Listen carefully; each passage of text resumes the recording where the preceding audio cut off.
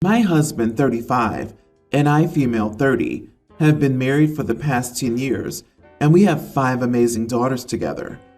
Because of that, I dropped out of college to be a stay-at-home mom for the past 10 years when we had our oldest daughter.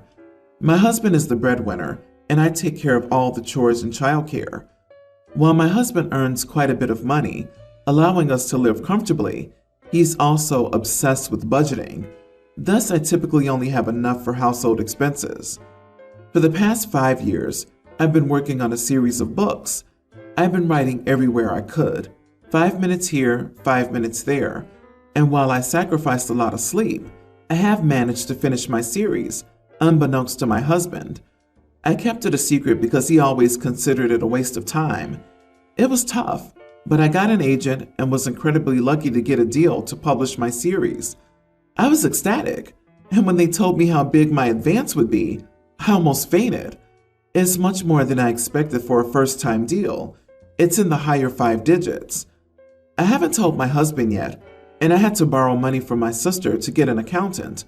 Ideally, I want that money saved up should something happen, because I honestly don't know the details of our home finances or our kids' future. Whatever will be needed. Plus, I would love to have some spending money without asking my husband, Greg. However, Greg found my contract, and he's now demanding I give him a new car for Christmas. A very expensive new car, which would cost the majority of my advance.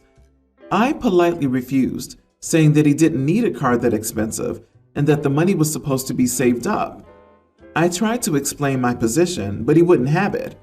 He basically called me an idiot without actually using the word.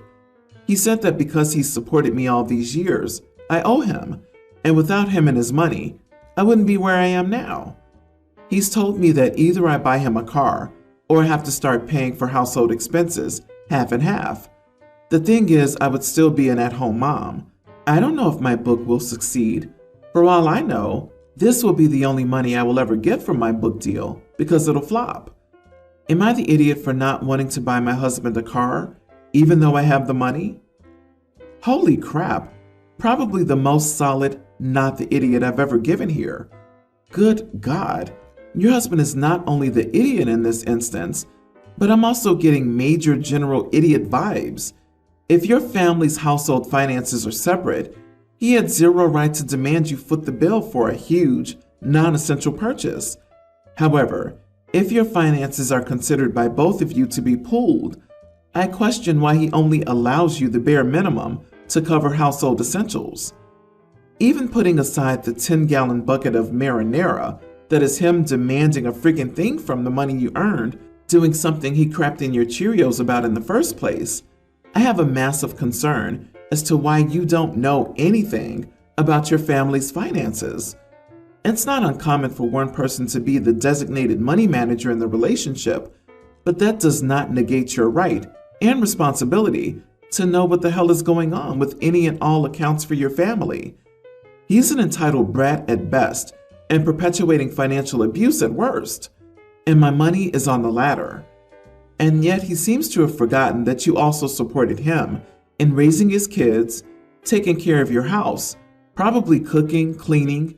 You owe him nothing. Please don't surrender to his mental game.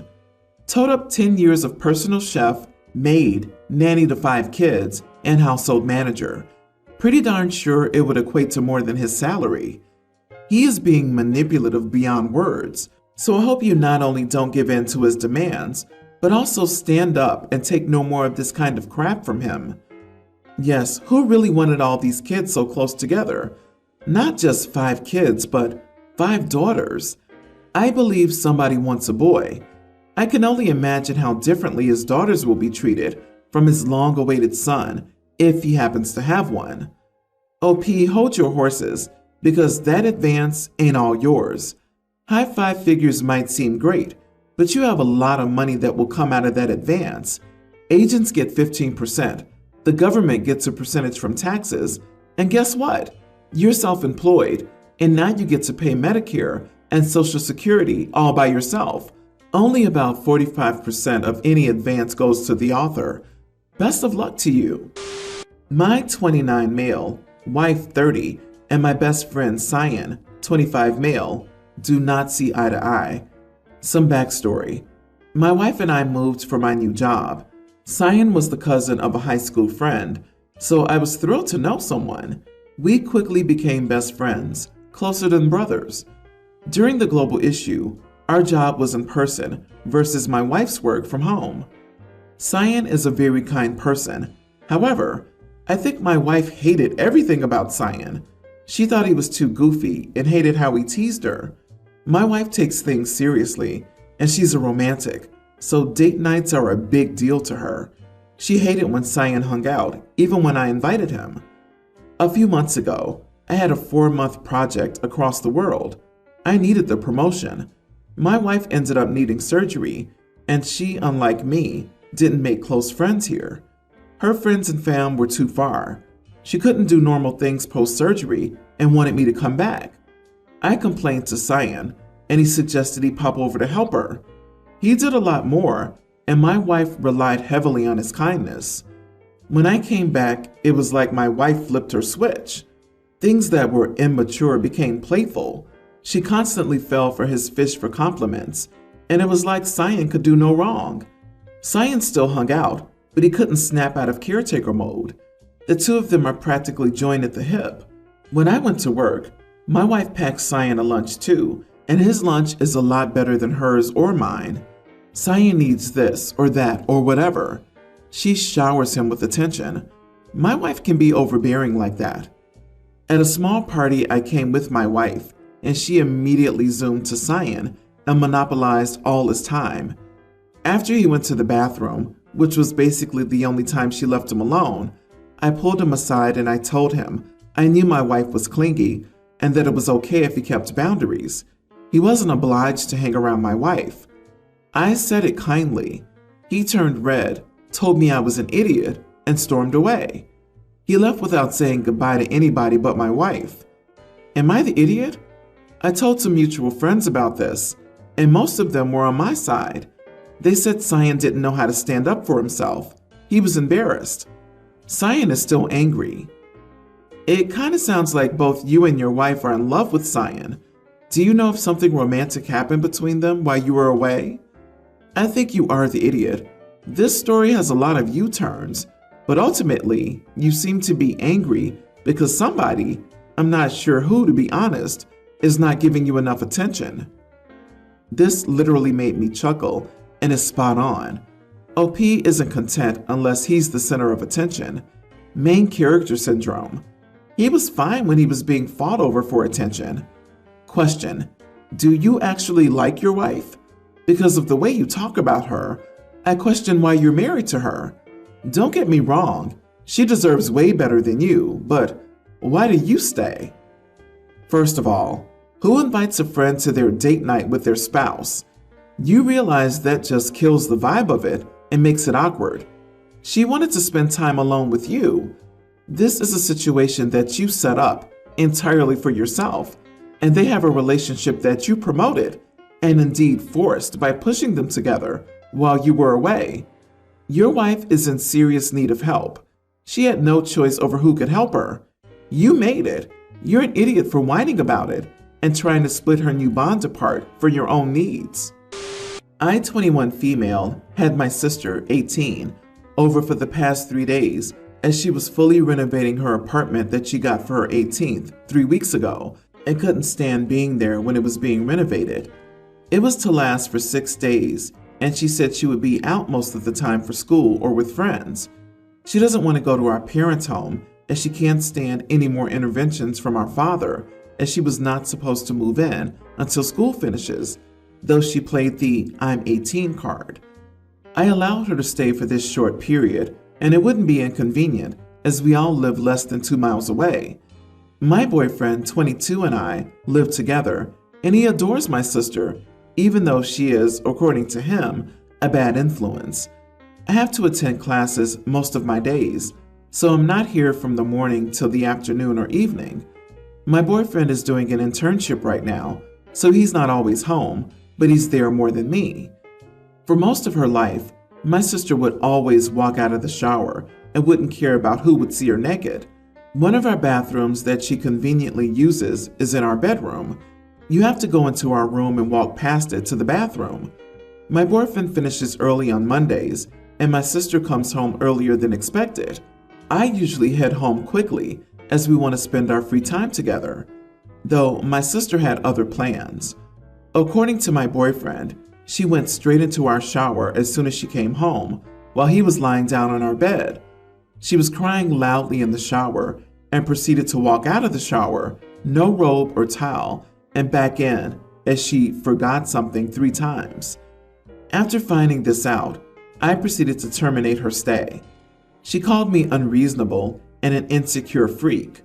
My parents also put me at fault for making her break down as she returned to our parents' house. My boyfriend has informed me that I overreacted and he just wanted me to tell her to stop doing that as it was bizarre. Am I the idiot? Not the idiot. Your house, your rules. Do you buy the whole breakdown thing? Also, why is she using your ensuite bathroom, not the guest one, and causing drama? Was she really crying in the shower? Or was it all a ruse to get your boyfriend to comfort her? She didn't get the reaction she wanted the first walkthrough, so she did it repeatedly, hoping to get the attention she wanted. Then if OP walks in while he's comforting her, she can play the victim and say boyfriend was trying to take advantage of her. Like the saying, once is an accident, 2 is a coincidence, and 3 is a pattern. It is possible, but it feels more like an I'm 18 and hotter than my sister, and I want to see that. The whole story gives sister giving off pick me vibes. Also, he could have just told her to use the guest bathroom as soon as she came in, wanting to use theirs. OP, ask your boyfriend how he would feel if his brother or friend did that. Would he be okay with that? Would that be considered an overreaction? Clearly your sister wanted to flirt or try to get a reaction from your boyfriend, but she didn't expect to get thrown out into the streets, LOL. And I'm sure your parents are mad because they raised a loose woman who tried to flirt with her sister's boyfriend and are now stuck with her again at the house. I'm a 32-year-old male and my wife is a 33-year-old female. We got married during COVID, and last week we took our first family vacation with all the kids. We share custody with our exes. I have 2 boys from my first marriage, young children, and my wife has 1 boy from hers, 1 year older. The boys get along great. In addition, we have a baby together, a toddler girl. On our vacation, we took dozens of pics of the kids. Then I told my sons to pose for their mom. We were away for 10 days, and she asked me for a picture of the boys. My wife got mad and said I shouldn't exclude my stepson. I told her I'd take a picture of all the kids as well. I just have to take one of my sons for my ex, their mom. I took the picture and sent it to my ex. Then we took a bunch more pics of all the kids, and we had for days before. When the kids were asleep later, my wife confronted me about the picture I took of my sons, and I told her I didn't think it was a big deal. I've taken a bunch of pics of all the kids, of just our girl, of just the boys, of the kids individually, etc. She said I'm excluding her son, and I told her that wasn't true. I love my stepson and she knows it. She then yelled at me and said he, my stepson, has enough issues with his dad and shouldn't have to beg for his stepdad's love as well. I told her I thought she was really overreacting. It was just 1 picture, and none of the kids even gave it a second thought, so we ended up having a fight. Am I the idiot? Not the idiot. I agree she's overreacting. Why would your ex want a photo of someone else's kid? I understand that she wants to protect her son, especially if he has a deadbeat dad, but your sons have a mom who wants pictures of her kids. I wonder if there's a deeper issue here as to why a single photograph would set her off. It sounds like she wants to make a crazy point to your ex about her and her son being your priority now, not your ex. She's definitely jealous. Question though, why did she not mention the baby being excluded? There may be some other issues here. I don't think it's about his ex. It's about hers. She's taking her anger out on OP because his kid's other parent is decent and involved, and her kid's other parent has issues. The comment about begging for stepdad's love as well is really revealing. She wanted to play happy family, and acknowledging OP's ex for even the length of one photo ruined that. She has issues with her ex and how he treats his biological son. So seeing a healthy co-parenting relationship caused a jealous reaction because she wants but doesn't have one. This is about her, not her child. I've been with the company for 6 years now. We are very informal with each other and have a fairly laid-back culture. The company president is Dave and my boss is Lou. I tell employees who call me Mr. Smith, fake name, that my name is Dennis and that there is no need for formality. We recently hired a new employee. The fake name I will give her for this post is Jenny Potter. And coming on board with us, Jenny signed all her emails to Mrs. Potter. When she answers the phone, it's, "Good afternoon, this is Mrs. Potter speaking." When she calls me, it's, "Good morning, Dennis, this is Miss Potter." And my response is always, "Good morning, Jenny, how can I help you?" If I send an email to Jenny, the response is signed by Miss Potter, emphasis hers. She's 3 levels below me in a different line of reporting in terms of the company hierarchy, so her supervisor's boss reports to someone on the same level as me, if that makes sense. It got back to me that she thinks I'm disrespectful for not calling her Miss Potter when I speak to her. When I spoke to others about it, most stated that they just ignore it, don't use a name to address her, respond to her queries, and let her call herself whatever she wants. My boss thinks it's idiotic and that she's not at any level within the company to demand that. When I told my wife, she replied that it was obviously a button for this woman and that I was being an idiot by antagonizing her. My counterpoint to this is that nobody in the company gets addressed formally, and if I don't call my boss or his boss by anything but their first names, I'm not going to formally address another employee several layers down the hierarchy. Am I the idiot? You are the idiot. She's being very polite about how she wants to be addressed. You're crapping all over it. She wants to be called Miss. Call her Ms. Your position doesn't excuse this behavior. In fact, it makes it worse. She's not below you. You are not above her. You're both human beings. She's not being that polite by demanding she's addressed with an honorific when no one else is. She's demanding she be addressed with more respect than anyone else at the company. Asking someone to refer to you as Mr. or Mrs. when everyone is on a first-name basis is the same as asking someone to call you sir or ma'am. So yeah, his position is relevant because she's asking him to verbally refer to her as his superior when he speaks to her, even though she's dramatically inferior to him at the company. Disagree. It's about boundaries, not hierarchy. Maybe she likes to keep it formal so she can draw a line between private affairs and work-related stuff, or she simply isn't comfortable being called by her first name. Absolutely nothing wrong with that. OP, don't you have more important things to tend to other than gossiping about coworkers and being a blabbermouth? Honestly, you sound exhausting to be around. He's insufferable, clearly. OP, you are minimizing a grown woman. Who cares what her position is? Her name is Miss Potter. You don't know her personally. She's not giving you permission to call her by her first name. Agree or not, it's disrespectful. She's given you respect. Why won't you reciprocate? So is she, to be honest. Arriving in a new workplace and demanding things that are pretty out of the ordinary and unnecessary is also insufferable. Sure, it takes no effort for him to just call her Miss Potter, but it also takes no effort for her to just drop it.